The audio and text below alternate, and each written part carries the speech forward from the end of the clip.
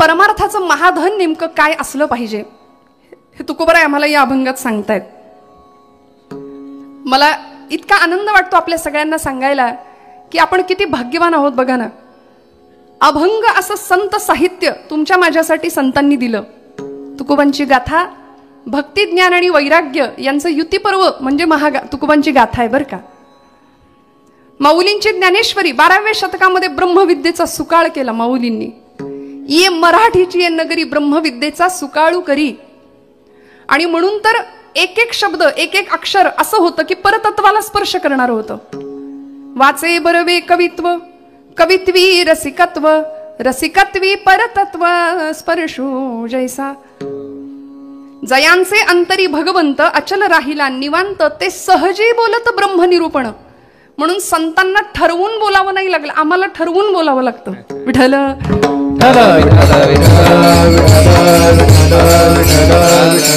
संत सहज बोलले. सहज बोलणे हित उपदेश करूनी सायास शिकविती. सहज जरी व्यक्त झाले ना तरी त्यांच्या मुखातनं ब्रह्मनिरूपणच व्यक्त होत होतं, प्रगट होत होतं.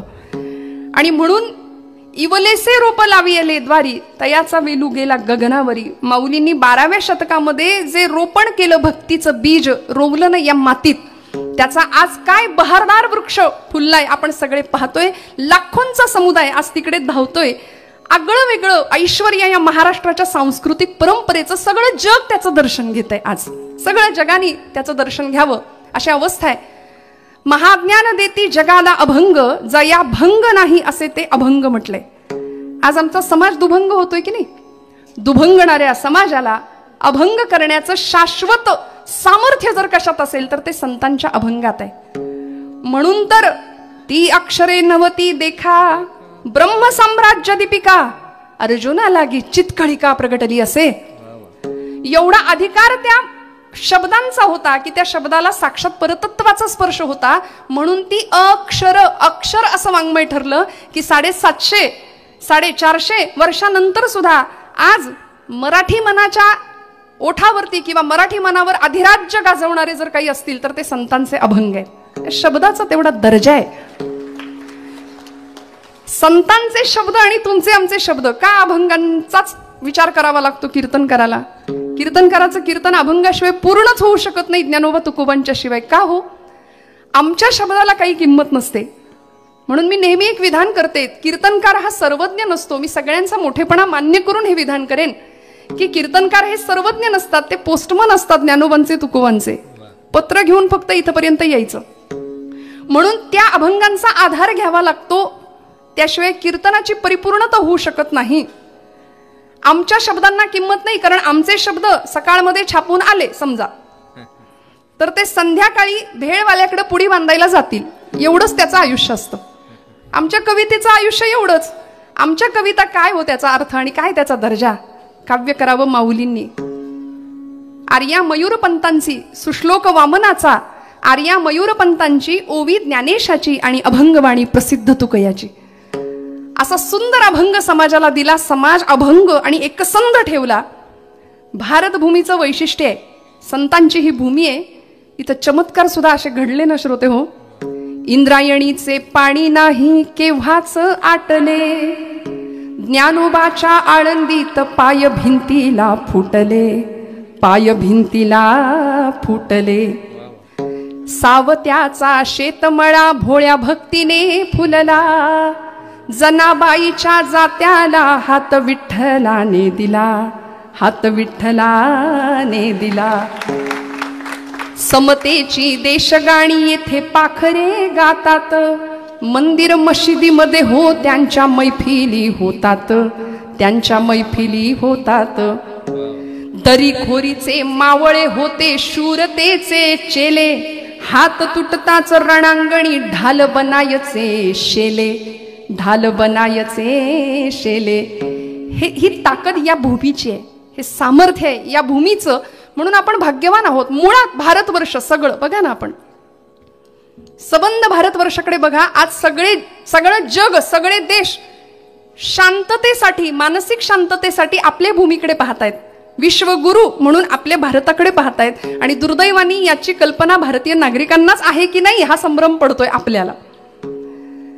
त्यामुळे या देशात जन्माला आलेल्या प्रत्येकाचा श्वासोच्छ्वास इथल्या जीवित्वाच्या कर्माचा, धर्माचा, शास्त्राचा सगळ्याचा ओघ जातो कुठं तर अध्यात्माकडे. धन्य भूमी पुण्य देश राम, धन्य भूमी पुण्य देश, धन्य भूमी पुण्य देश राम, धन्य भूमी पुण्य देश. ओ जेथे वैष्णवांचा वास, धन्य भूमी पुण्य देश, धन्य भूमी पुण्य देश, धन्य भूमी पुण्य देश. जेथे वैष्णवांचा वास, धन्य भूमी पुण्य देश, धन्य भूमी पुण्य देश, धन्य भूमी पुण्य देश. जेथे वैष्णवांचा वास, धन्य भूमी पुण्य देश. किती भाग्यवान आहे आपण बघा. पुण्यात आपण आहोत ना. माऊली सुद्धा म्हणालेत ना, पुण्याची गणना कोण करी. आपण जागे आहेत ना. पुण्याची गणना कोण करी असं म्हटलेत. बरं, असं म्हटलं की लोकांना वाटतं वा वा पुण्याचं वर्णन, पुणे तिथे काय उणे असं म्हणतातच. त्यात चिंचवडचं सांस्कृतिक ऐश्वर्य काय आहे हे सगळ्या जगाला ठाऊक आहे, सगळ्या पुण्याला ठाऊक आहे. चिंचवडचा श्रोता काय आहे हेही आम्हाला चांगलं माहिती आहे. त्यामुळे अत्यंत सुहृद, रसिक, जाणकार, बहुश्रुत असलेली आपण सर्व मंडळी आहात. भाग्य आहे आपलं. इथं जन्माला येणाऱ्या प्रत्येकाचा ओघ हा अध्यात्माकडे जातो. मी सांगत होते मुळात काळीजच आहे आपलं अध्यात्म. भारतभूमीचं काळीज आहे अध्यात्म.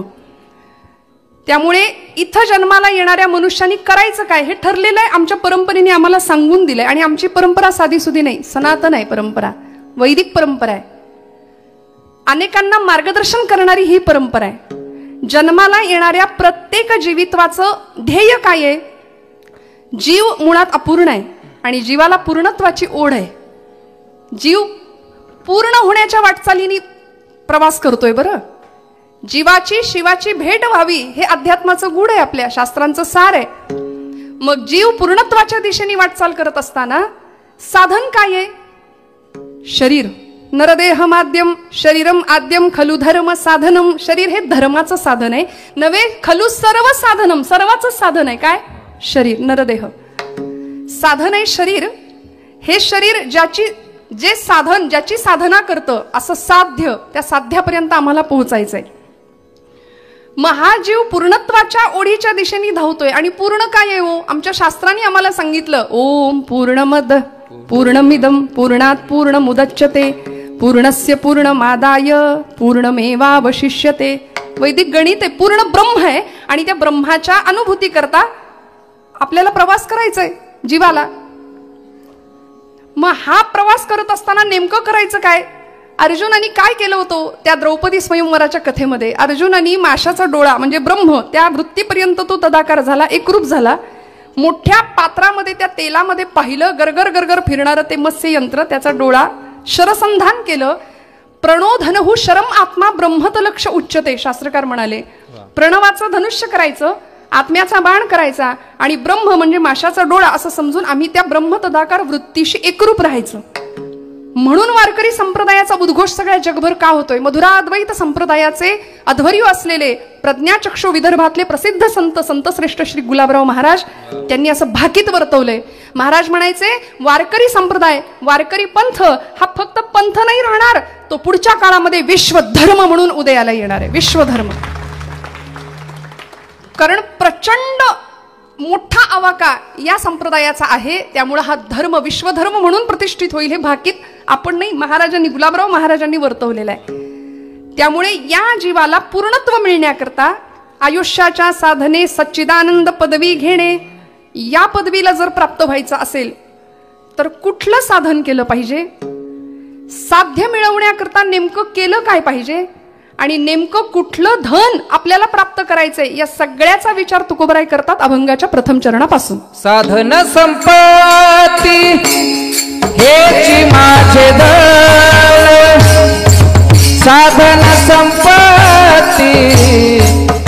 हेच माझे धन साधन संपत्ती हेच माझे धन साधन संपत्ती हेच माझे धन साधन संपत्ती हेच माझे धन साधन संपत्ती हेच माझे धन साधन संपत्ती हेच माझे धन साधन संपत्ती हेच माझे धन सकळ चरण विठोबाचे सकळ चरण विठोबाचे सकळ चरण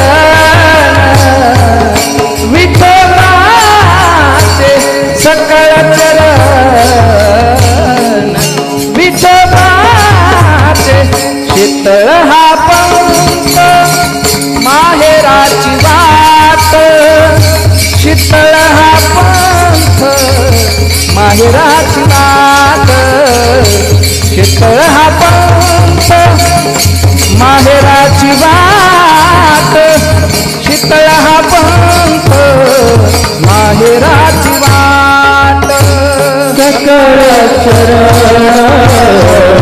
विठोबाचे सकळ विठोबाचे सकळ चरण विठोबाचे सकळ पंथ माहेराची वाट शीतळ हा पंथ माहेराची वाट माहेराची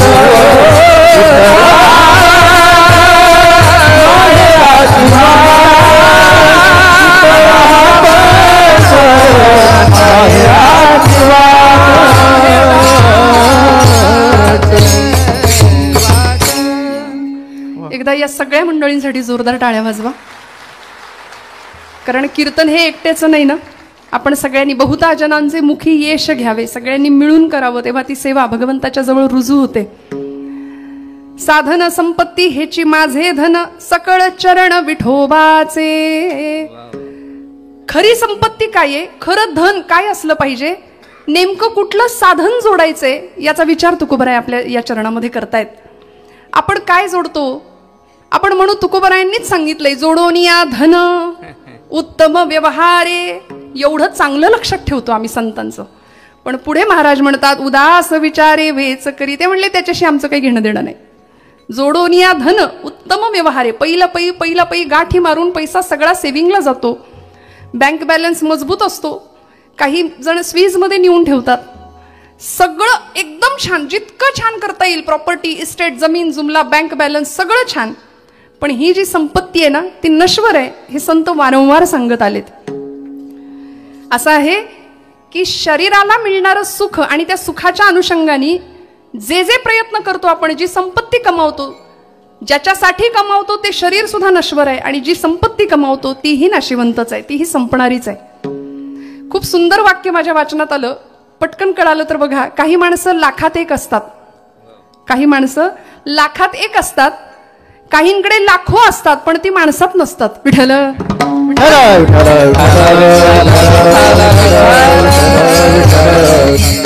आम्हाला माणसात राहता आलं पाहिजे की नाही. मनुष्याच्या सगळ्यात महत्वाची गोष्ट जर कुठली असेल ना तर तो माणूस हा भावनिक पातळीवर जास्त जगतो, बुद्धीपेक्षा भावनेच्या पातळीवर जास्त जगतो. आणि भावनेलाच सन्मार्ग दाखवण्याचं काम संतांनी केलंय. आमच्या मार्ग दाऊनी गेले आधी दयानिधी, संतांनी मार्ग दाखवण्याचं काम केलंय. तुकोबराय आम्हाला मार्ग दाखवतायत की नेमकं काय जोडायचंय, नेमकं काय जोडाल तुम्ही, कुठलं धन प्राप्त कराल, कुठली संपत्ती प्राप्त कराल. भगवंतांनी अर्जुनाला सुद्धा जाणीव दिली होती की अर्जुना, शरीराच्या सुखामध्ये रमू नकोस किंवा शरीरच सगळं आहे असं समजू नको, या पलीकडे जाऊन मला प्राप्त करण्याच्या ज्या गोष्टी आहेत, मन आणि बुद्धी या दोन गोष्टी आहेत, या दोन गोष्टींच्या सहाय्याने मी प्राप्त होतो त्याचा विचार कर. तू मन हे मीच करी माझी या भजनी प्रेम धरी, सर्वत्र नमस्कारी मज एकाते. माऊलींनी सांगितलं ना, त्या मनाला माझ्या ठिकाणी स्थापित कर, माझ्या ठिकाणी प्रतिष्ठित कर, मी तुला प्राप्त होईन. मना तेथे धाव घेई मना तेथे धाव घेई मना तेथे धाव घेई मना तेथे धाव घेई. राहे विठोबाचे पाय राहे विठोबाचे पाय राहे विठोबाचे पाय राहे विठोबाचे पाय. मनाच्या साह्याने मी प्राप्त होऊ शकतो. बुद्धीचे वैभव अन्य नाही दुजे, एका केशीराजे सकळ सिद्धी. ती बुद्धी सुद्धा आम्हाला त्या केशीराजापर्यंत घेऊन जाऊ शकते. त्यामुळे शरीराच्या पलीकडे जाऊन मन आणि बुद्धी यांच्या आधाराने तू मला प्राप्त करून घेशील असं भगवंत सांगतायत. त्यामुळे आपण जे करतो ना, लौकिक प्रपंचामध्ये जे जे धन प्राप्त करण्याचा प्रयत्न करतो, जी संपत्ती प्राप्त करण्याचा प्रयत्न करतो, ती संपत्ती तुकोबरायांना अपेक्षित नाहीये. महाराज म्हणतात, अहो माझ्या श्रीमंतीचं काय घेऊन बसलात? बरे झाले देवा निघाले दिवाळे. बरं झालं दिवाळं निघालं. दुष्काळ आला, 12 वर्ष दुष्काळ पडला महाराष्ट्रामध्ये. सगळे गेले, माझ्या घरातली सगळी मंडळी आप्त गेली निघून. जो संसार तापे तापला तोची परमार्थी भला. इथे चटके सहन करायला मिळाले संसाराचे की मी परमार्थात टिकून राहणार आहे. त्यामुळे बरं झालं म्हणाले, ही संपत्ती संपली. अहो तुका शेठ म्हणायचे, घेणाऱ्यांच्या रांगा असायच्या, प्रचंड श्रीमंती होती. संतांच्या श्रीमंतीचं, लौकिक श्रीमंतीचं आपण काय घेऊन बसलात? काल ज्यांचं कीर्तन झालं असे संतश्रेष्ठ एकनाथ महाराजांचे वंशज, त्यांचे पूर्वज असलेले नाथबाबा, त्यांचेही आधीचे नाथांचे पणजोबा भानुदास महाराज, काय श्रीमंती आहे, काय ऐश्वर आहे लौकिकातलं. योगीराज, ज्याला राजयोगी संत असं म्हणावं, की जे संत एकनाथ बाबा शांतीब्रह्म या पदाला विराजमान होते, प्रचंड श्रीमंती घरामध्ये, प्रचंड. गिरिजामाई आणि नाथबाबांच्या घरामध्ये वाड्यामध्ये लोकांच्या पंक्ती बसायच्या रोज जेवायला, रोज. प्रचंड ऐश्वर्य, प्रचंड श्रीमंती. चोरांनी केला ना हल्ला या घरावरती. नाथांच्या घरामध्ये चोर शिरले, सगळा ऐवज हस्तगत केला. नाथ महाराज मध्यरात्रीची वेळ आहे, झोपलेले आहेत. सगळ्या चोरांनी ऐवज घेऊन बाहेर पडत असताना जाता जाता नाथांना धक्का लागला आणि नाथ महाराज उठून बसले. त्यांना पाहून उपरती झाली, पश्चाताप झाला. सगळं ऐवज नाथांच्या समोर ठेवला आणि क्षमा करा म्हणले. नाथ बाबा क्षमा करा. नाथांनी एवढंच सांगावं, काळजी करू नका रे, हे तुम्ही कष्टाने कमावले ना, हे घेऊन जा म्हणले. हे धन आता माझ्या उपयोगाचं नाही, हे धन तुम्ही घेऊन जा. फक्त आता इथून पुढे माझ्या देवाचं, माझ्या हरीचं नामस्मरण करा, की जेणेकरून तुम्हाला आयुष्यात काहीच कमी नाही पडणार. सगळे निघाले. निघाल्याबरोबर एक काहीतरी स्वयंपाक घरातनं आवाज आला, खुडबुड खुडबुड. गिरिजामाईंनी बघितलं, त्यांच्यातला एक चोर स्वयंपाक घरात होता. भूक लागली होती, काहीतरी शोधत होता, काही मिळतंय का बघत होता. आईचं अंतःकरण, संत आईसारखे असतात ना, माऊली म्हणतो आम्ही त्यांना. कळवळलं. गिरिजामाई म्हणाल्या, काळजी करू नका, सगळ्यांना जेवायला वाढते, बसा आता. कुणी उपाशी नाही गेला अतिथी, चोर कसे जातील. सगळ्यांना जेवायला वाढते. सरपण बघायला लागल्या. पावसाचे दिवस होते, भिजलेलं सरपण होतं. आता सरपण कसं आणायचं चूल पेटवायला, म्हणून नाथांचं ऐश्वर्य, चंदनी पलंग होता घरात. आपल्याकडे एक चंदनाची वस्तू असली की आपण किती जणांना दाखवत फिरतो. चंदनाचा पलंग होता, तो कडाकड मोडला, त्याचं सरपण केलं आणि त्याच्यावर अन्न शिजलं. जावयाच्या थाटात चोर सुद्धा जेवले नाथांच्या घरात. विठ्ठल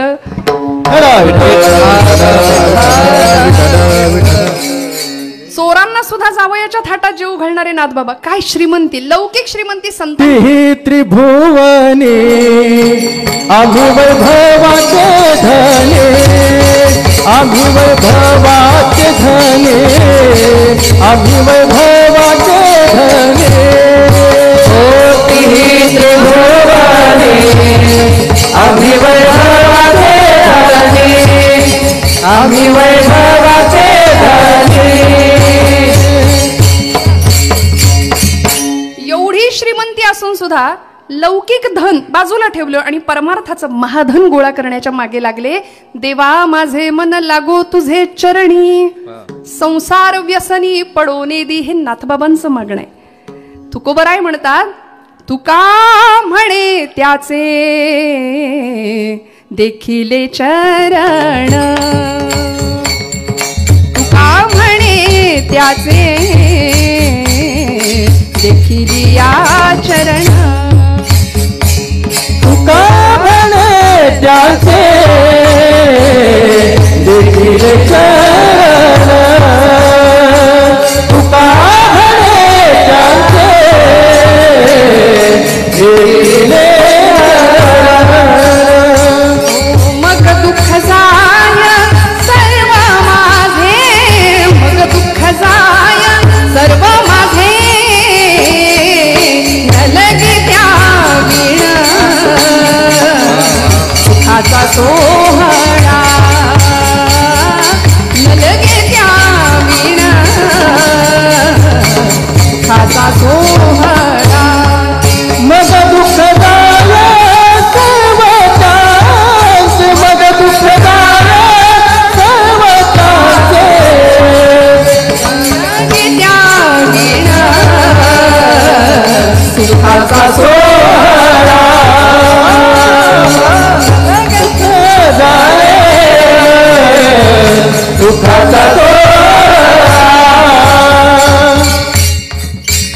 महाराज म्हणाले माझं खरं धन सकळ चरण विठोबाचे साधन संपत्ती हेची माझे धन सकळ चरण विठोबाचे आता कोठे धावे मन तुमचे चरण देखलिया भाग गेला क्षीण गेला अवघा झालासे आनंद आमच्या आनंदाचं निधान जर काय असेल तर सुखाचा निधी सुखसागर जोडीला प्रेम नव्हाळी झाली दिवाळी ही संतांची खरी दिवाळी होती तुमच्या माझ्या आयुष्यात जी दिवाळी दरवर्षी येते ना ती दिवाळ काढून नेते पण संतांची ही दिवाळी होती की संतांनी हे महाधन परमार्थाचं जोडलं भगवंताला आपलंसं केलं आणि ते आपलंसं करत असताना अनेक अडीअडचणी आल्या पण ही वाट कुठली आहे हो ही वाट शीतळ आहे सुखदायक आहे ही वाट सुखावणारी आहे आणि खऱ्या अर्थी जीवनाला आनंद शीतलता प्रदान करणारी आहे तुकोबराय सांगतात दुसऱ्या चरणामध्ये शीतळ हा पंथ माहेराची वाट शीतळ हा पंथ माहेराची वाट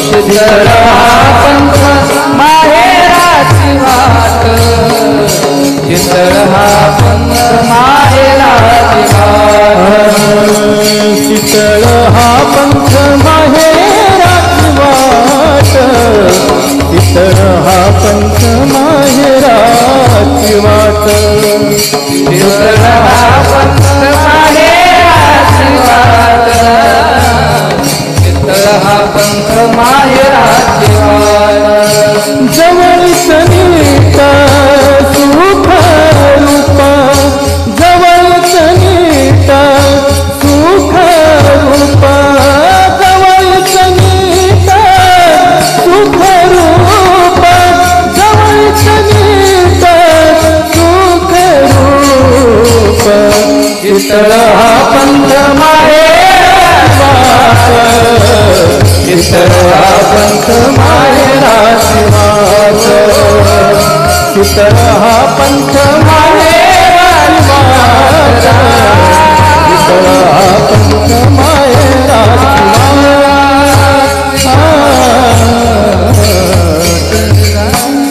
शीतळ हा पंथ कसा आहे म्हणाले माहेराची वाट या वाटेवर जाताना सुखाचाच अनुभव येतो जवळीच नीट सुखरूप महिला वर्ग बहुसंख्येने उपस्थित आहे आज व्यासपीठावर सुद्धा महिलांचंच राज्य होतं काही वेळ नाही का स्त्री शक्तीचा जागरच इथं घातला थोडा वेळ विठ्ठल विठ्ठल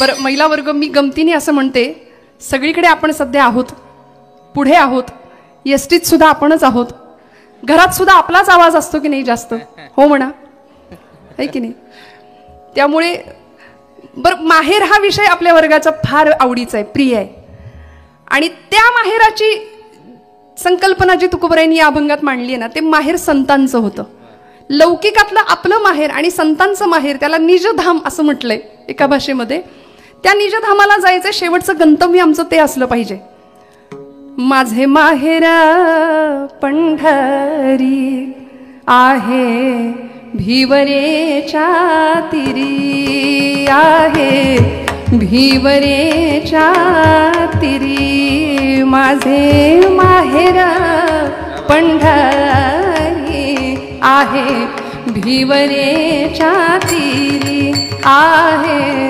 भिवरेच्या तीरी. कोण आहे हो तिथं? बाप आणि आई माझी विठ्ठल राखुमाई, माझे माहेर.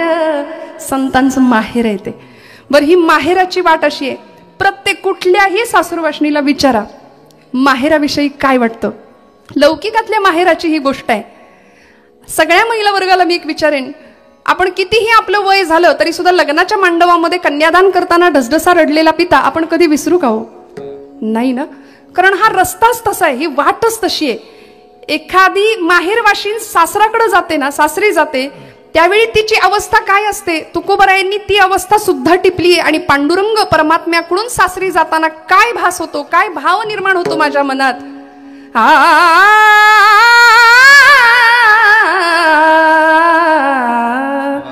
कन्या सासुर्याशी जाये, मागे परतोनी पाहे. ऐक नाही, मागे मागे मागे मागे वळून पाहते. तैसे झाले माझ्या जीवा, तैसे झाले माझ्या जीवा, तैसे झाले माझ्या जीवा, तैसे झाले माझ्या जीवा. केव्हा भेटशी केशवा, केव्हा भेटशी केशवा, तैसे झाले माझ्या जीवा, तैसे झाले माझ्या जीवा. केव्हा भेटशी केशवा, केव्हा भेटशी केशवा, तैसे झाले माझ्या जीवा, तैसे झाले माझ्या जीवा. सगळ्या संतांचं ते माहेर आहे. विश्वाची माय तिथं विटेवरती 28 युगांपासून तिष्ठत उभी आहे आणि तिला भेटायला लाखोंचा समुदाय जातोय. ही वाट माहेराची. बरं, माहेर ही संकल्पना आमच्या सगळ्या संतांनी, साहित्यिकांनी, कवींनी अतिशय सुंदर त्यांच्या शब्दात रंगवली. माझ्या आवडीच्या कवयित्री आहेत खानदेशातल्या बहिणाबाई. बहिणाबाईंनी माहेर फार सुंदर रंगवलं. कल्पना अशी केली, एका योग्यानी बहिणाबाईंना प्रश्न विचारावा, बाई ग, तू सासरी जाते, सासरी गेल्यानंतर सासरच्यांचं सगळं करतेस, जात्यावर दळण दळायला बसतेस, जातं सासरचं आणि त्याच्यावर ओवी मात्र गाते माहेरची, हे असं कसं काय? तेव्हा त्या बहिणाबाई उत्तर देतात आणि सांगतात, देरे देरे योग्या ध्यान, देरे देरे योग्या ध्यान, ऐक नीट मी सांगते. देरे देरे योग्या ध्यान, ऐक नीट मी सांगते, लेकीच्या माहेरासाठी माय सासरी नांदते. याला म्हणायचं बहिणाबाई काय. आणि म्हणून या आधुनिक काळातल्या जनाबाई ठरल्या की नाही. महाराष्ट्र सारस्वताला ओवी स्वरूपामध्ये किती सुंदर लेणं देऊन दिलं साहित्याला मराठी.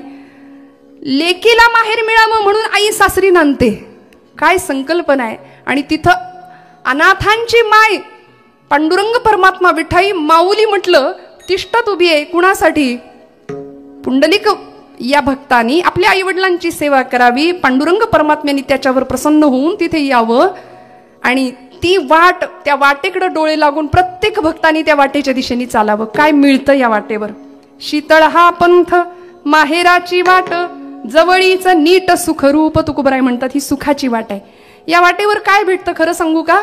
विटेवरचा देव या वाटेवर भेटतो. विठ्ठल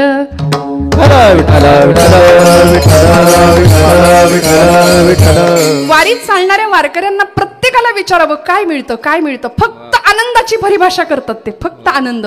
किती अडीअडचणी असू द्या, कितीही दुःख असू द्या, कितीही प्रतिकूलतेला सामना करावा लागू द्या, पण फक्त आणि फक्त तेथीचा आनंद ब्रह्मांडीनं समाय. आनंदाचा अनुभव प्रत्येक वारकरी घेतो. घरदार आठवत नाही, तहानभूक आठवत नाही.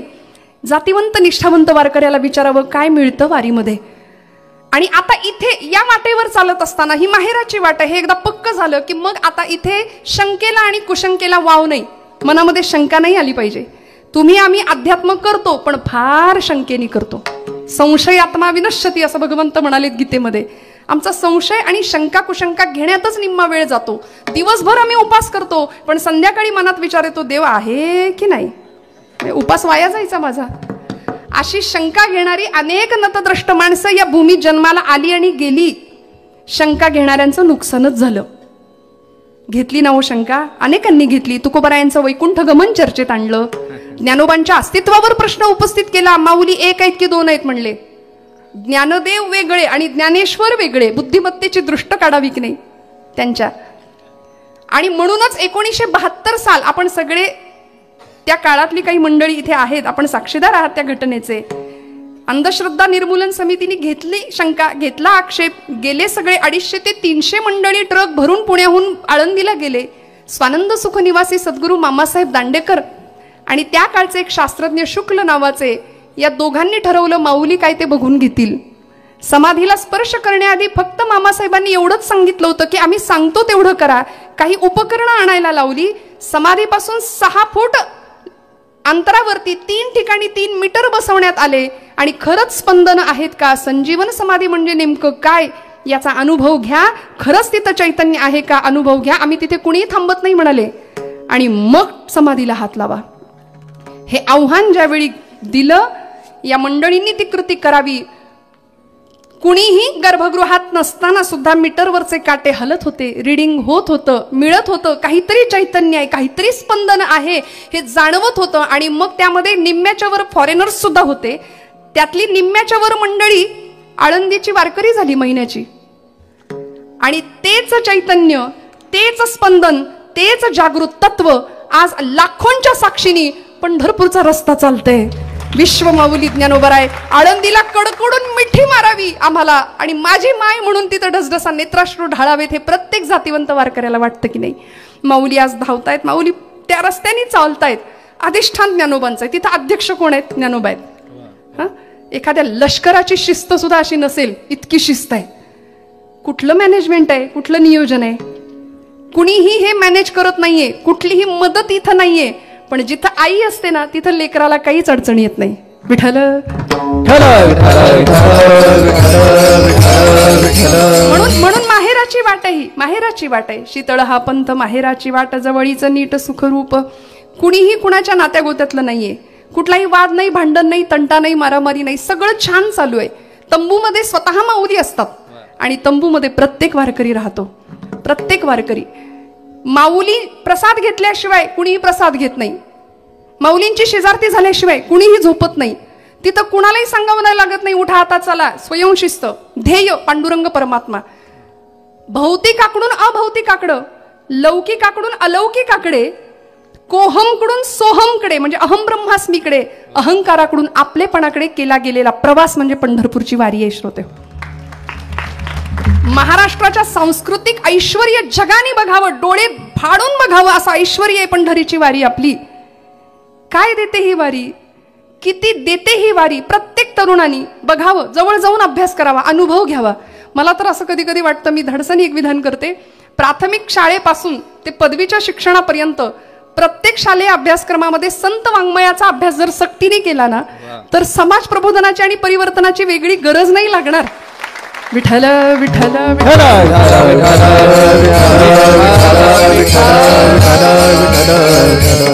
त्यामुळे सुखाची वाट आहे, सुखाचा रस्ता आहे. अजिबात अडचण येतच नाही हो. कितीही आपत्ती येऊ दे, पण आनंदाच्या भरामध्ये ही मंडळी चालत राहतायत, चालत राहतायत. का?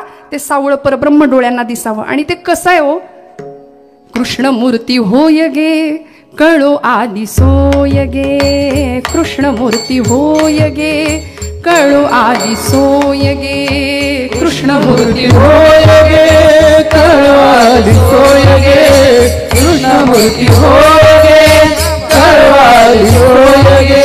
प्राणाचाही प्राणू पाहता, प्राणाचाही प्राणू पाहता, सुख सांगो काय गे. तुळशी माळ गळा गे, कस्तुरीचा तिळा गे. तुळशी माळ गळा गे, गोपीचंद्र तिळा गे. तुळशी माळ गळा गे, कस्तुरीचा तिळा गे.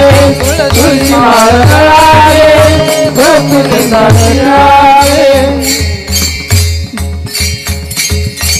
भक्त कृपेची माय गे, ओळखिली विठाई गे. एका जनार्दनी विटे, एका जनार्दनी विटे. जोडियले पाय गे, तुळशी माळ गळा गे. कस्तुरीचा तिळा गे. असं सावळं परब्रह्म तिथं उभं आहे. त्याला पांडुरंग म्हटलंय. पांडुर आहे अंग ज्याचे, असा पांडुरंग. का हो, दिसायला तर तो सावळा आहे, मग त्याला पांडुरंग का म्हटलंय? म्हणाले कृष्णावतारामध्ये त्यांनी गायी राखल्या, गोधन सांभाळलं. रोज संध्याकाळी तो गाई गुरं घेऊन घरी जायचा ना, त्यावेळी गायीच्या खुरांनी उडालेली सगळी माती अंगावर फासायची, म्हणून पुढच्या अवतारात पांडुरंग झाला. सावळा आहे कारण म्हणाले 6 विकारांना त्यांनी आत वळवलंय. 6 विकारांवर ज्याची सत्ता आहे नव्हे, आपल्याला सुद्धा 6 विकारांवर सत्ता स्थापन करायला जो शिकवतो तो सावळा, ते विटवरचं परब्रह्म. मग म्हणाले त्या वाटेनी जात असताना करायचं काय? अभंगाचं 3रं चरण. वैष्णवांचा संग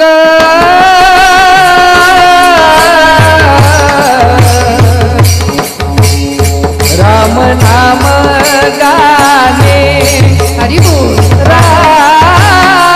वैष्णवांचा संग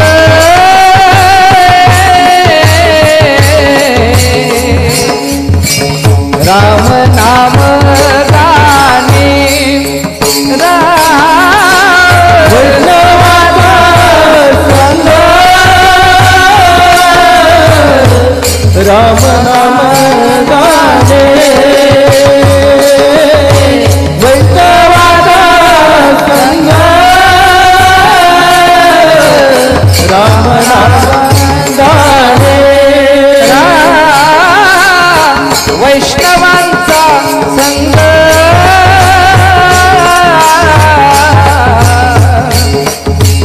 राम नाम गाणे, मंडित भूषणे अलंकार हो, मंडित भूषणे अलंकार, मंडित भूषणे अलंकार हो राम, मंडित भूषणे अलंकार राम, पंथ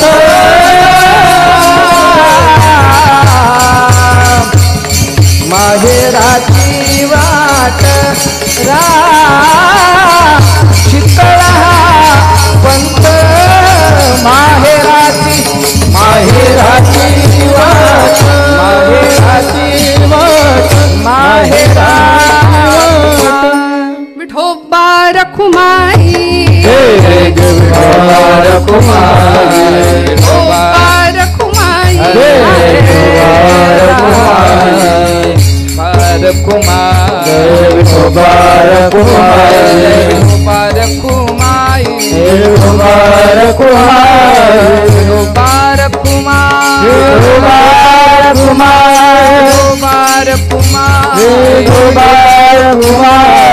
विठोबा रखुमाई, विठोबा रखुमाई, विठोबा रखुमाई,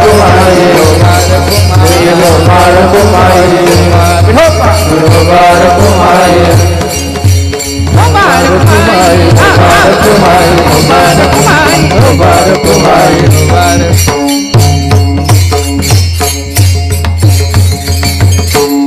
साधन संपत्ती हेची माझे धन, सकळ चरण विठोबाचे, शीतळ हा पंथ माहेराची वाट, जवळीच नीट सुखरूप, वैष्णवांचा संग रामनाम गाणे, मंडित भूषणे अलंकार, शीतळ हा पंथ माहेराची वाट, जवळीच नीट सुखरूप. विठोबा रखुमाई झाली की अनेकांना वाटतं आता समारोपाच्या दिशेने वाटचाल आहे, पण असं काही समजू नका. विठ्ठल विठ्ठल विठ्ठल विठ्ठल विठ्ठल विठ्ठल. आणि सकाळ समूहातर्फे मी एक आपल्या सगळ्यांना नम्रतेची विनंती करणार आहे की कीर्तनाचा समारोप झाल्यानंतर सुद्धा अनेक जण पटकन जायची घाई करतात, तर त्यानंतर होणारे जे सत्कार आहेत किंवा काही कार्यक्रम आहेत 10-15 मिनिटं लागतात, फार नाही. त्यामुळे सगळ्यांनी बसा कृपया. मी आधीच सांगून ठेवते, परत राहायला नको ओघामध्ये म्हणून. विठ्ठल विठ्ठल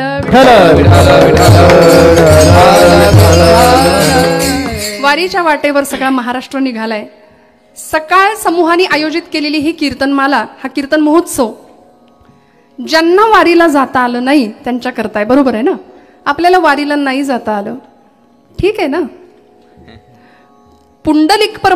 पुंडलिकानी परमात्म्याला बोलावलं, वीट फेकली, उभं राहायला सांगितलं, सामर्थ्य होतं, आई वडिलांची सेवा करत होता, भगवंताला काय आवडतं? आपल्या घरामध्ये सुद्धा 2 सोन्याचे खांब आहेत प्रत्येकाच्या घरात. मातृदेवो भव पितृदेवो भव यांचा आदर करावा, गौरव केला महाराष्ट्राच्या संस्कृतीने, भारताच्या संस्कृतीने, परंपरेने. तिथे विठ्ठल परमात्मा आणि आई रुक्मिणी आहेच आहे ना त्यांच्या रूपाने. गेल्यानंतर हळहळ व्यक्त करत बसण्यापेक्षा आहेत तोपर्यंत त्यांना वेळ देऊया. कर्मे ईशू भजावा ही भारतीय संस्कृती आहे. बरं, भगवंत जात नाही का? म्हणजे न येणाऱ्या भक्ताकडे देव येतो, हा इतिहास आहे आपला. न येणाऱ्या भक्ताकडे देव येतो म्हणून म्हटलं इथे पंढरी अवतरली आहे, इथे ज्ञानोबा आहेत, तुकोबा आहेत, इथे पांडुरंग परमात्मा आहे. आणि देवाचं वचन आहे भगवद्गीतेतलं, यत करोषि यदश्नासी यज्जुहोसी ददासी यत तपस्यसी कौंतेय तत्कुरुष्व मदर्पण.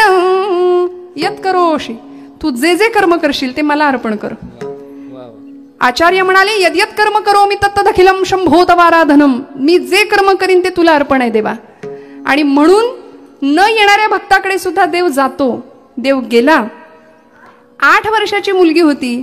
वडिलांनी सांगितलं होतं, नागू, नांगीता नाव होतं, नागू पांडुरंग या आपल्या मळ्याचा मालक आहे. आपण पंढरपूरला जात नाही कारण तो मालक आहे. लोक आपल्या वाटेवर न जातात, त्यांना आपण शिधा देतो. आपल्याला इथे राहावं लागेल, आपल्याला पंढरपूरला जाऊन चालणार नाही कारण अनेकांच्या मुखाने भगवंत इथं जेवतोय, तृप्त होतोय. कोण होते? सावता सागर, हा, धन्य त्याची माता, धन्य त्याचा पिता, धन्य त्याची माता, धन्य त्याचा पिता, धन्य त्याची माता, धन्य त्याचा पिता, धन्य त्याची माता, धन्य त्याचा पिता. साठविला दाता, साठविला दाता, त्रैलोक्याचा सावता सागर, प्रेमाचे आगर, सावता सागर, प्रेमाचे आगर. साठविला दाता, साठविला दाता, त्रैलोक्याचा सावता सागर, प्रेमाचे आगर, प्रेमाचे आगर. पांडुरंग परमात्म्याला कर्मात बघितलं, प्रत्येक रोपटं विठ्ठल स्वरूप म्हणून जगवलं, वाढवलं, मोठं केलं. 8 वर्षाची नागू विचारते, पांडुरंग येईल का हो? मळ्याचा मालक आहे ना, मग खंडणी वसूल करायला येत नाही कधी? येईल का हो बाबा? सावतोबा म्हणाले येईल ना, तू बोलाव तो येईल, तो येणार. आणि मग रोज परकराच्या ओच्यामध्ये भाजीच्या पेंड्या गोळा करायच्या. पूर्वीची मुलगी होती 8 वर्षाची. हा, काय भाव होता, काय सद्भावना होती. असं भाजी घेऊन रस्त्यावर उभं राहावं, येणाऱ्या दिंडीच्या समोर उभं राहावं आणि दिंडी मालकाला सांगावं, बरं का हो, पांडुरंग आमच्या मळ्याचा मालक आहे. कुणी कन्यापुत्र होती जे सात्विक, भगवंताला हर्ष वाटावा या संततीचा. का हो, किती जणांना कळलं आम्ही इतकी संपत्ती जमावतो पण पांडुरंग याचा मालक आहे, हे किती जणांना कळतं. म्हणून अधिकार तैसा करू उपदेश ही संतांची धारणा होती. सावतोबांनी सांगितलं होतं भगवंत या मळ्याचा मालक आहे, येणार तो तू बोलाव. भाजी घेऊन उभी राहिली, दिंडी मालकांना सांगावं की माझी भाजी एवढी पांडुरंगाला पोहोचवता का हो?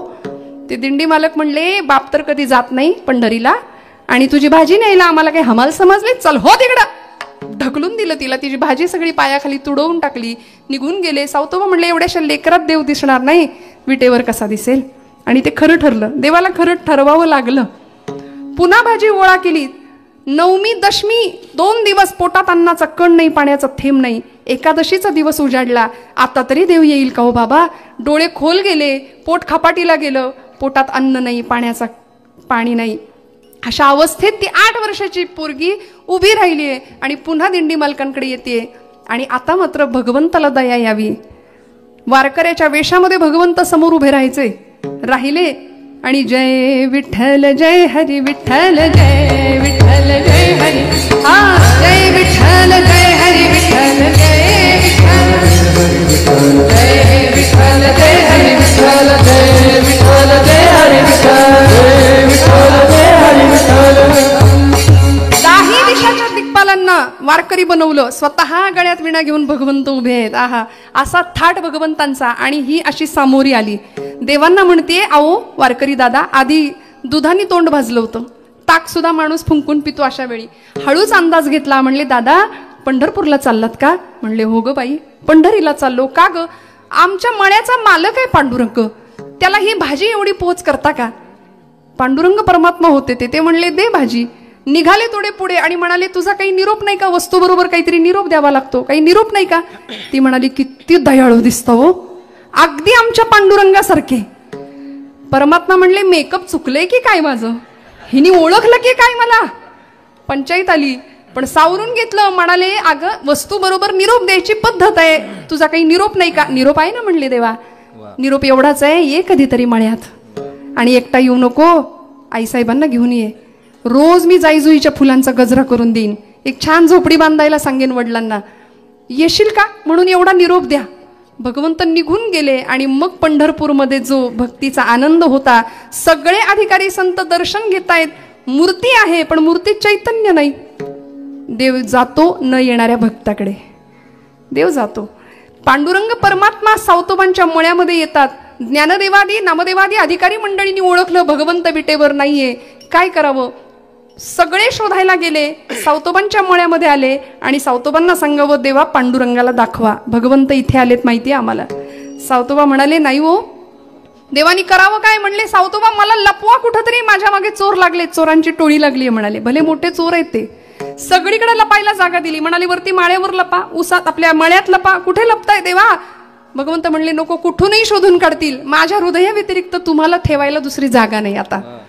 मग म्हणाले तिथेच राहायचंय मला. लपवय स्थान नसे दुसऱ्यान, उदर फाडून लपविला,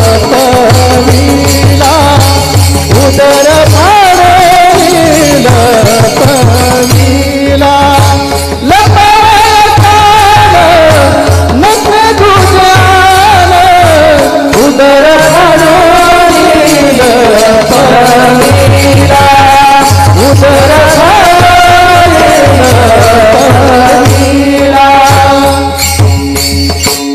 भगवंतांना लपवलं. कसं लपवता येतं? आधी तिथं बसलेले भाडेकरू आहेत 6, त्यांना बाजूला केलं पाहिजे. तुका म्हणे केले घर रीते, तुका म्हणे देह भरिला विठ्ठले, काम क्रोधे केले घर रीते, आणि मग भगवंत हृदयात येऊन बसेल. तो बसलाच होतो. हे कोडं सोडवलंय बरं संतांनी, आमचं जनाबाईंनी पण सोडवलंय. हृदय बंदीखाना केला आत विठ्ठल कोंडीला, त्याला कोंडता येतं आतमध्ये, तो काकुळतीला येतो. सोहम शब्दाचा मारा केला, संग केला वैष्णवांचा, नाम घेतलं भगवंताचं. वैष्णवांचा संग राम नाम गाणे, मंडित भूषणे अलंकार. संग करायचंय वैष्णवांचा. आणि कोण वैष्णव? वैष्णव तो तया अवघी देवावरी माया, ज्याची सगळी माया. काय अवस्था आहे? नारद भक्ती सूत्रामध्ये नारदजी म्हणाले तदर्पिता अखिलाचारता तद्विस्मरणे परमम व्याकुलता इति. भक्तीची व्याख्या केली. प्रचंड भगवंताच्या विस्मरणाने सुद्धा ज्याच्या अंतःकरणात व्याकुळता निर्माण होते ना, कासावीस होतो जीव, त्याला म्हणावं भक्त, त्याला म्हणावी भक्ती. आणि अशी भक्ती जर साधायची असेल तर संग केला पाहिजे वैष्णवांचा. काय मिळतं अशा संघातून? संत नेमकं देतात काय हो? संत सृष्टीत नाही बदल करत बरं का, संत आमची जीवनाकडे बघण्याची दृष्टी बदलतात. मी उदाहरण सांगून पटकन पुढे जाते. कबीर महाराजांकडे एक माणूस आला बरं का, गृहस्थ आला, आणि त्यांनी कबीरांना सांगितलं की मी खूप दुःखी आहे. म्हणले महाराज कटकट झाली प्रपंचाची. आपल्यालाही होते की नाही, फार व्यापतो आपण कधी कधी प्रपंचाला. कटकट झाली, नको झालाय मला प्रपंच. म्हणाले कबीर महाराज म्हणले काय नेमकी समस्या काय आहे? शांत राहा म्हणाले, धीर धर आणि सांग शांततेत काय झालंय. तो म्हणाला सासूबाई घरी आल्यात. सासू घरी आली आहे, महिना झालं जायचंच नाव घेत नाही. कटकट झाली नुसती, नको बडबडीला कंटाळलोय म्हणाले मी तिच्या. कबीर महाराज शांतपणे म्हणाले ठीक आहे, तुझ्या घरी तुझी सासू आली, मग आता तुझ्या सासूरवाडीत अजून कोण कोण आहे? ते म्हणले आहेत ना, सासरे आहेत, मेवणा आहे, मेवण्याला हिंदीमध्ये साला असं म्हणतात नाही का, मग त्याची बायको आहे, मेवणी आहे, सगळे आहेत म्हणाले. मग म्हणाले आता सासऱ्यांना घेऊन ये. उपाय सांगितला कबीरांनी, सासऱ्याला घेऊन ये म्हणाले. हा गेला, सासरे बुवांना घरी आणलं. 4 दिवस झाले, पुन्हा कबीरांकडे आला. म्हणाला महाराज आता अजूनच कटकट वाढली, फार व्यापलो म्हणाले, सोडवा मला याच्यातून, फार कटकट वाढली. कबीर म्हणाले अजून कोण कोण आहे म्हणाला होतास? मेवणा आहे ना, जा त्यांना घेऊन ये म्हणले. मेवण्याला आणलं, मेवणीला आणलं. तरी 4 दिवसांनी पुन्हा कबीर महाराजांकडे आला आणि म्हणाला फार कटकट वाढली महाराज, सोडवा म्हणाले या संकटातनं, इतका व्यापलो कंटाळलो प्रपंचाला. कबीर महाराज म्हणाले, तुझ्या सासूरवाडीला गोठा आहे का रे? गोठा तिथं गाई गुरं शेळ्या मेंढ्या कोंबड्या असं काही आहे का? पाळतात का? म्हणले हो सगळे आहेत, घेऊन ये म्हणले. त्यांना सगळ्यांना आणलं. मध्ये काही दिवस गेले आणि आता कबीरांकडे आला. म्हणाला, तुम्हीच एक कटकट झालाय माझ्यासाठी. इतका व्याप दिला. म्हणाले, तुम्हीच मला सोडवा म्हणाले मला या संकटातून. इतकी कटकट वाढली, इतकी कटकट वाढली, कंटाळलो म्हणाले प्रपंचाला.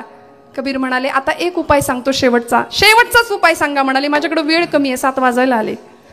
शेवटचा उपाय सांगा. सांगतो म्हणाले. आता सगळ्यांना आणलंयस ना, त्या सगळ्यांना घरी पोहोचव, त्यांच्या घरी पोहोचव. हा गेला. सासूबाई सोडून सगळ्यांना घरी परत माघारी पाठवलं सासूरवाडीला. आणि आता 4 दिवसांनी पुन्हा महाराजांना भेटायला आला. म्हणला, महाराज एकदम उत्तम आहे, एकदम छान आहे. का रे? म्हणाले, सासूबाई आहेत ना अजून? नाही, ती कटकट परवडली म्हणे. विठ्ठल.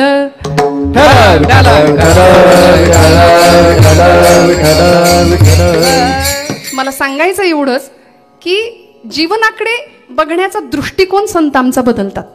संत सृष्टीत नाही बदल करत, संत आमच्या दृष्टीत बदल करतात. त्यामुळे आहे हे दुःख फार दुःख आहे असं न वाटता ती प्रतिकूलता सुद्धा अनुकूलतेमध्ये कशी बदलता येईल हे जे शिकवतात ना ते संत आहेत. म्हणून वैष्णवांचा संग जीवन मुक्त स्थितीला पोहोचवण्याचं काम संत करतात. म्हणून संतांचा संग, हृदयाची भाषा संत बोलतात. विचारवंत मेंदूची भाषा बोलतात, संत हृदयाची भाषा बोलतात. विचारवंतांना अर्थ पाहून बोलावं लागतं, संत बोलतील त्याला अर्थ प्राप्त होतो.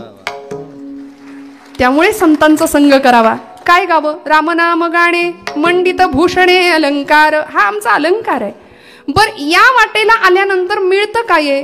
भवनदी आड नवतीसी झाली, कोरडीची चाली धावे पायी. या वाटेने धावत असताना भवनदी ज्याला म्हटले, संसरती इति संसार, हा फार दुःखमय संसार. कुणीच त्या संसाराचं चांगलं वर्णन केलं नाही. दुःखमूळ असलेला अनेकांची अनेक प्रमाणे या विषयावरची पाठ आहेत. कीर्तनाला येत नाही त्यांचंही पाठ असतं, संसार दुःखमूळ. सगळ्यांचं पाठ आहे. दुःखमय आहे संसार. त्या संसारात आम्ही सुख शोधतो, सुखाचा शोध घेतो आणि साधन मात्र दुःखाचं निवडतो. किती गंमत आहे बघा, केवढा मोठा विनोद आहे. प्रापंचिक ऐश्वर्य सुख उपभोग घेताना ते साधन कमावता कमावता सुख मिळवता मिळवता वाट्याला येतं ते दुःख. त्यामुळे दुःखमय असलेला संसार ही भवनदी आहे आणि परमार्थाच्या क्षेत्रामध्ये हा संसार आडवा येतो. म्हणून तर ती नाती म्हणतो आपण त्यांना, जी नात्यातली माणसं नात्यातली असतात म्हणाली, मराठी भाषा आहे. त्यामुळे गुंतवतो, आम्हाला अडकवून ठेवतो. कसं राहायचं? ऐसे असावे संसारी, नाथांची ओवी आहे, जववरी प्राचीनाची दोरी, पोरी घरचार मांडीला, खेळ मोडून टाकीला. असं संसारामध्ये यथा कमलपत्राक्ष राहावं, यदृच्छा लाभ संतुष्ट भगवंत सांगतात, तसं राहता यावं. पण ही भवनदी सतत आड येते. पण ही वारीची जी वाट आहे, ही माहेराची जी वाट आहे ना, ती अशी आहे की इथे भवनदी आड नवतीसी झाली. महाराज म्हणतात इथे भवनदी आड येत नाही, इथं कुठलं संकट येत नाही. मागायच्या आधी मिळतं ती वारी, वेळच नाही लागत. आई इतकी काळजी घेते, माऊली इतकी काळजी घे. आणि माऊलींपासून थोडं दूर अंतर झालं की बघा लगेच अडचणी येतात, लगेच अडचणी. माऊली सांभाळतात. भवनदी आड नवतीसी झाली, कोरडीची चाले पायी वेगे. चालत राहायचं या वाटेवरून. आणि मग जो मिळणारा आनंद आहे की नाही, तिथं कोण उभा आहे? हो, अभंगाचं पुढचं चरण. माय बाप दोनी पाहतील वाट, माय बाप दोनी पाहतील वाट, माय बाप दोनी पाहतील वाट, माय बाप दोरा पाहतील वाट. घेऊन याकटी करऊभी, घेऊन याकटी करऊभी, चितळ हा पंथ माहेराची वाट, चितळ हा पंथ माहेराची वाट. घेऊन या कर उभी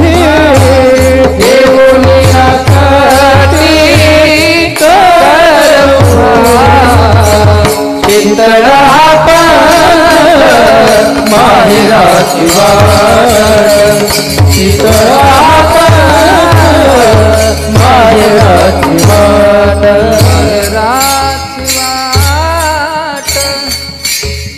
मी वाट चालून गेल्यानंतर तिथे उभे असलेले मायबाप वाट बघत उभे आहेत. 28 युगांपासून तिष्ठत उभा आहे.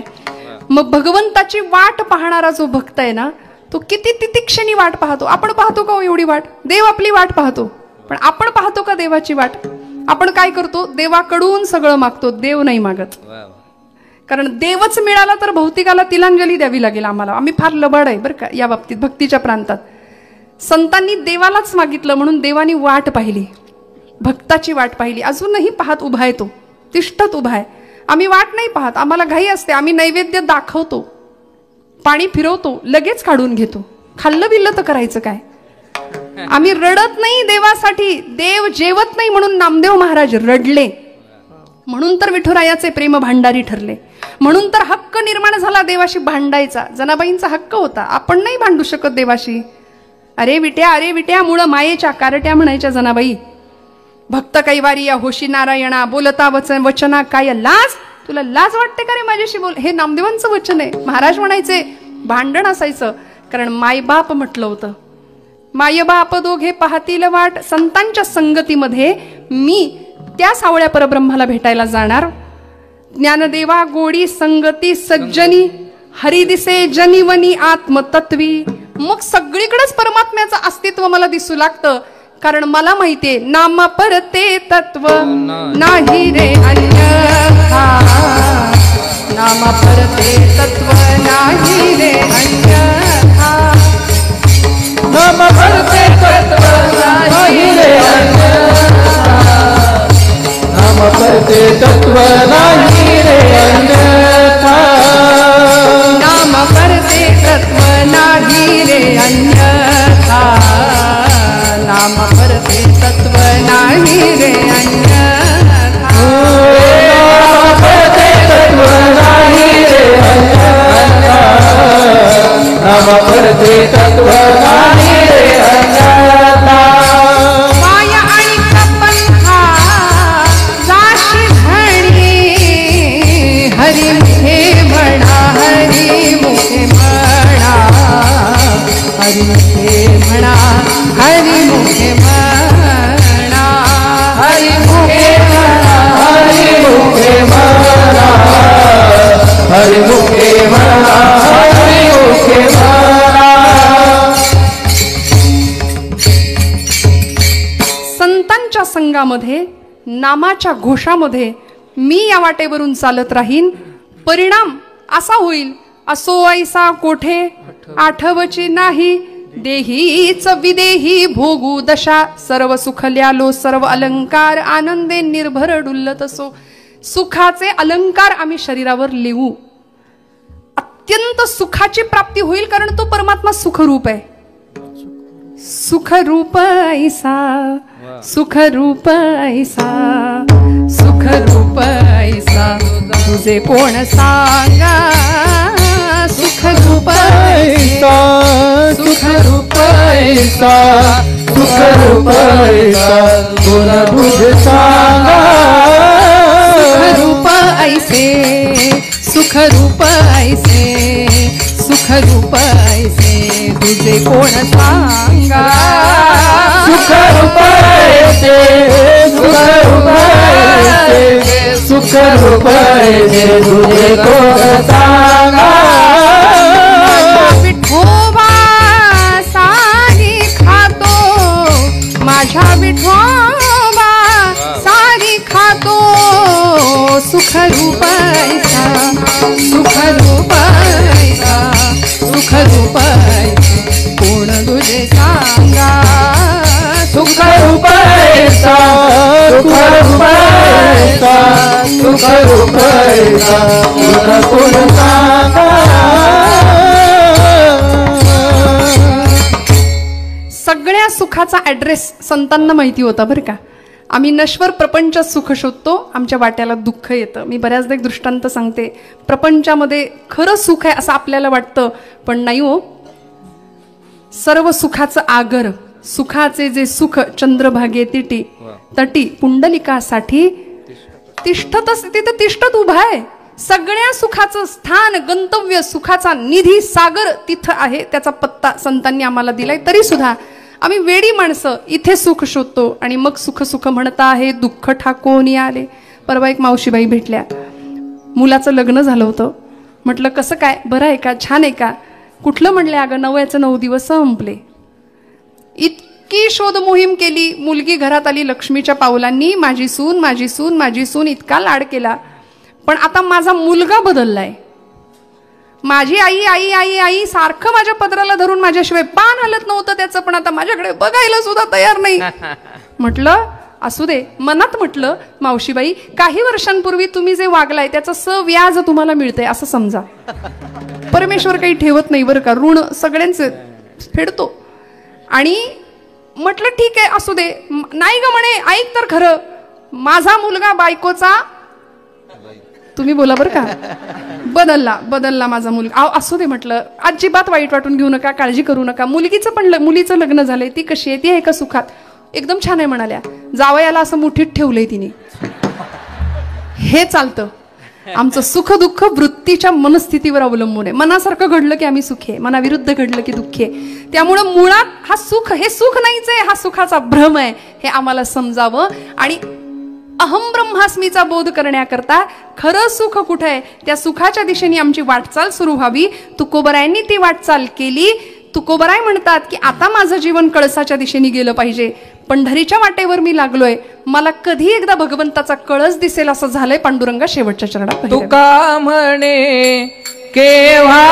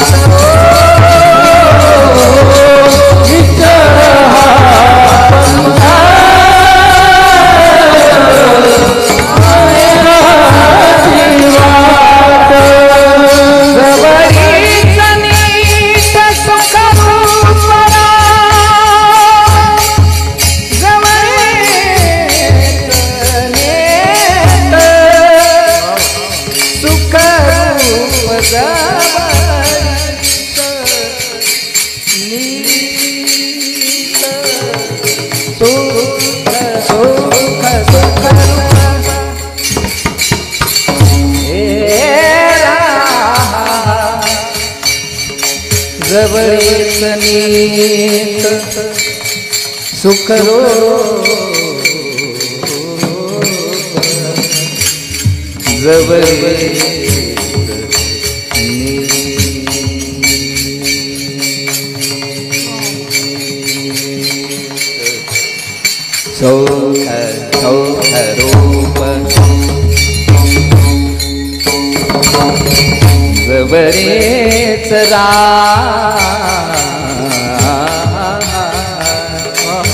रे जवळेच नीटदा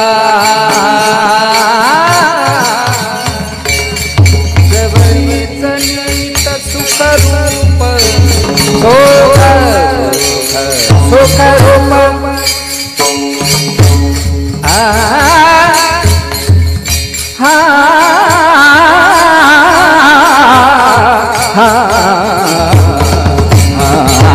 जबरीच नीट सुख रूप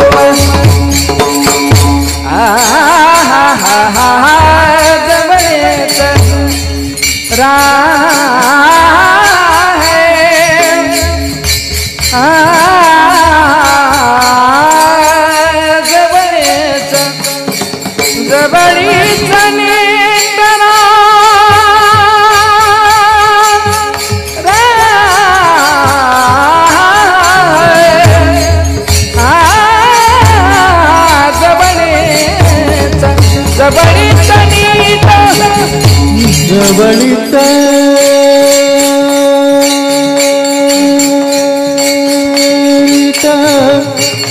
नीट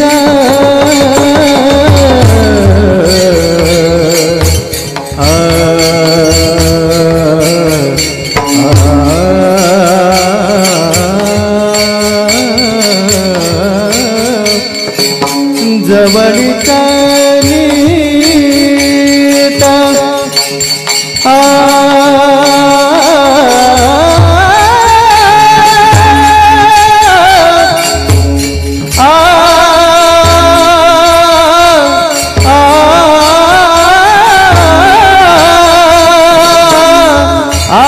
नीट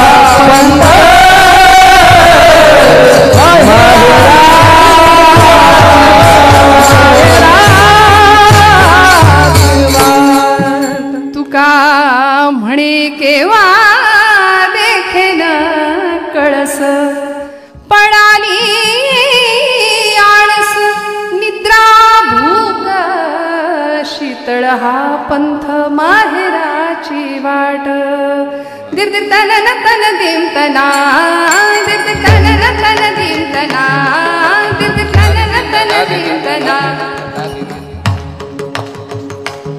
दिम तना दिर दिर तन तन दिम तना दिर दिर तन तन दिम तना दिम तुम तान मेरे ना दिम तुम ना दिर दिर तानी तारे तगारे दानी दिर दिर तन तन दिम तना दिर दिर तन तन दिम तना दिर दिर तन तन दिम तना तुका म्हणे केव्हा देखेन कळस पडाली आळस निद्रा भूक शीतळ हा पंथ माहेराची वाट जवळीच नीट सुखरूप. महाराज म्हणले तुमचं आमचं जीवन कळसापर्यंत गेलं पाहिजे. पांडुरंग परमात्म्याचा कळस बघितल्यानंतर सुद्धा एका वारकऱ्याला हृदय भरून येतं. नाही मिळालं दर्शन 36 तास रांगेमध्ये उभं राहावं लागतं. कितीतरी हालअपेष्टा सहन करून भगवंत भेटतो, सहज साध्य होत नाही. पण तरी सुद्धा आम्ही कळसाचं दर्शन कधी घेऊ असं निष्ठावंत जातीवंत वारकऱ्याला वाटतं. त्याकरता पळाली आळस निद्रा भूक सगळ्याचा त्याग करायला आमची तयारी आहे. पण भगवंताचं कळस दर्शन भगवंताचं मुखदर्शन आम्हाला लाभावं. आमचंही जीवन या उन्नत अवस्थेला ऊर्ध्व दिशेने प्रवास आमचाही झाला पाहिजे अशी संतांची अपेक्षा आहे. कारण श्रोते हो, आज परिस्थिती इतकी विचित्र आहे. चारही बाजूंनी विचारांचं दूषित पण आम्ही आजूबाजूला पाहतोय. मर्यादेपलीकडचं जीवन सगळीकडे आम्हाला दिसतंय. नात्यांना कदर नाहीये, स्नेहाचा पदर नाहीये, असंवेदनाशील वातावरण झालंय की काय असं वाटतं. 22 जानेवारीला राम मंदिराची स्थापना, अधिष्ठान अयोध्येमध्ये प्रभू विराजमान झाले. पण त्या एका घटनेमुळे काय परिणाम झाला मला असं वाटतं 30 कोटी मुसलमान एकत्र आले. पण 500 वर्षांपासून जातीपातीत विभागलेला हिंदू समाज एकत्र यायला तयार नाही. आम्ही प्रचंड प्रमाणात विभाजन करतोय. सावरकर, स्वातंत्र्यवीर विनायक दामोदर सावरकर असं म्हणायचे की मला मुस्लिमांची भीती नाही, मला ख्रिश्चनांची भीती नाही, मला इंग्रजांची तर मुळीच भीती नाही, मला भीती आहे ती हिंदुत्वेष्ट्या हिंदूंचीच. कारण आमचीच माणसं आमचा घात करतात. हा पूर्वापार चालत आलेला आपला इतिहास आहे. सावध व्हायची गरज आहे. धर्मशिक्षण आपल्या लेकरा बाळांना घराघरातनं दिलं गेलं पाहिजे. अगदी धर्माचं प्राथमिक शिक्षण सुद्धा घरातल्या प्रत्येक लेकी बाळीला जर दिलं गेलं ना, मी तर म्हणते शाळेतल्या मधल्या सुट्टीमध्ये रामरक्षा म्हण, हनुमान चालिसा म्हण, वेळ वाया घालू देऊ नको असं जर शिकवलं ना, तर शाळेमध्ये जी धर्मांतरणाची कामं चालतायत सूक्ष्म पद्धतीने ती होणार नाहीत. काय बिशाद आहे कुणाची आमचा धर्म बदलायला लावायची. नाही धर्मांतरण होणार. लव जिहादच्या केसेस विलक्षण पद्धतीने वाढतायत, त्यालाही आळा बसेल. कारण आपल्याला ठाऊक आहे, आपल्या मुलांच्या हातामध्ये जर योग्य वयामध्ये भगवद्गीता दिली तर कोर्टात जाऊन गीतेवर हात ठेवण्याची पाळी त्याच्यावर कधीच येणार नाही, कधीच नाही. योग्य वयात संत वाङ्मयाचा परिसस्पर्श जीवनाला व्हावा, जीवनाची वाट उत्तम चालली जावी. कारण आजूबाजूला प्रचंड अंधार आहे. म्हणून मला म्हणावं असं वाटतं, अंधार फार झाला आहे की नाही, थोडा उजेड ठेवा पण ती जपून ठेवा. अंधार फार झाला. चहू दिशांनी आले, चहू दिशांनी तुफान विस्मृतीचे. सगळं अंधारमय आहे बाजूला. आले चहू दिशांनी तुफान विस्मृतीचे. घरटी जपून ठेवा, नाती जपून ठेवा, आपला धर्म जपून ठेवूया. अंधार फार झाला. त्यामुळे ह्या अंधाराचा नायनाट करण्याकरता आपल्या जीवनामध्ये खऱ्या अर्थी सकाळ व्हावी, सद्विचारांची आत्मज्योत प्रज्वलित व्हावी तुमच्या माझ्या हृदयातली. याकरता एक सुंदर विचारांचा संत वाङ्मयाचा जागर सकाळ समूहाने घातलाय की ती सकाळ आपल्या आयुष्यात झाली पाहिजे. त्यामुळे असा अंधार दूर करून खऱ्या अर्थी विचारांची, सद्विचारांची सकाळ तुमच्या माझ्या आयुष्यात उजाडावी. या सद हेतूनी आपल्या सगळ्यांच्या हृदयस्थ परमात्म्याला विनम्रपणे वंदन करते. बोलत असताना काही वेडवाकडं गेलं असेल तर मोठ्या अंतःकरणाने क्षमा करा. आपण सर्व माझ्यापेक्षा सर्व बाबतीत श्रेष्ठ आहात, ज्येष्ठ आहात. सर्व साथीदार टाळकरी सगळ्यांच्या ऋणात राहते. सकाळ समूहाला मनापासून धन्यवाद देते. सगळ्यांच्या चरणी नतमस्तक होते. ज्ञानेश्वर